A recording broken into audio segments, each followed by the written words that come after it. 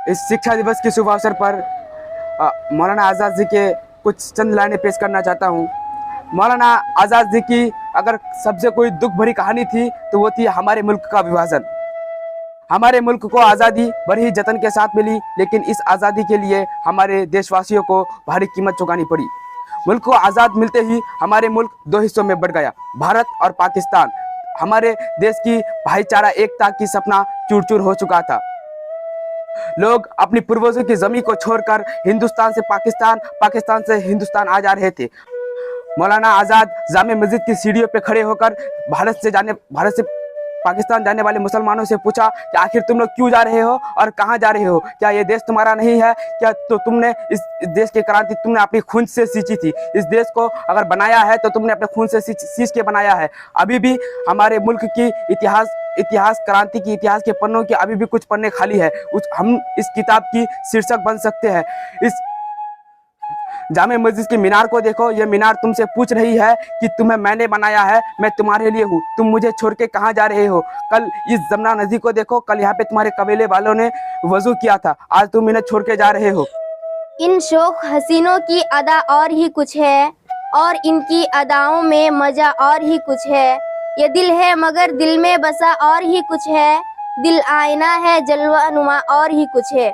हम आपकी महफिल में ना आने को ना आते, कुछ और ही समझे थे, हुआ कुछ और ही है। बेखुद भी है, होशियार भी है, देखने वाले इन मस्त निगाहों की अदा और ही कुछ है। आजाद हूँ और गेसुए पेचा में, गिरफ्तार कह दो मुझे क्या तुमने सुना और ही कुछ है। मौलाना आज़ाद का पूरा नाम अबुल कलाम गुलाम मोहिउद्दीन था। मौलाना अबुल कलाम आज़ाद का जन्म 11 नवंबर 1888 को सऊदी अरब के मक्का में हुआ था। इनके पिता मोहम्मद खैरुद्दीन एक बंगाली मौलाना थे जो बहुत बड़े विद्वान थे, जबकि इनकी माता अरब की थी जो शेख मोहम्मद जहर वातरी की बेटी थी जो मदीना में एक मौलवी थी। मौलाना खैरुद्दीन अपने परिवार के साथ बंगाली राज्य में रहा करते थे, लेकिन 1857 ईस्वी के समय हुई विद्रोह की लड़ाई में उन्हें भारत छोड़कर अरब जाना पड़ा, और जहाँ पे मौलाना आज़ाद का जन्म हुआ था। जब उनकी आयु 2 वर्ष की हुई तो वे लोग वापस 1890 ईस्वी में भारत आ गए। 13 वर्ष की उम्र में उनकी शादी जुलेखा बेगम से हुई।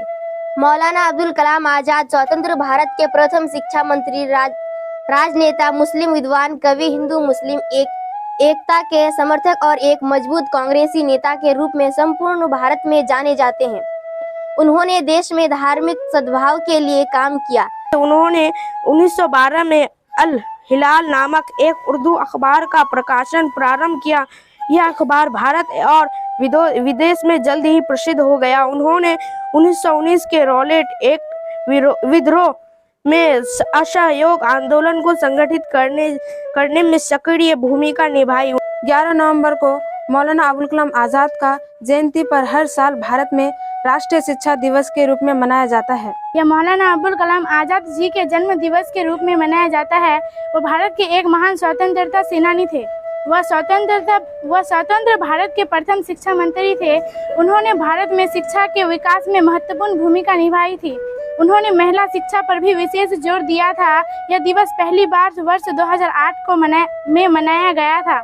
राष्ट्रीय शिक्षा दिवस के अवसर पर केंद्र तथा राज्य सरकार द्वारा शिक्षा के सुधार एवं विकास के विभिन्न घोषणाएं की जाती है।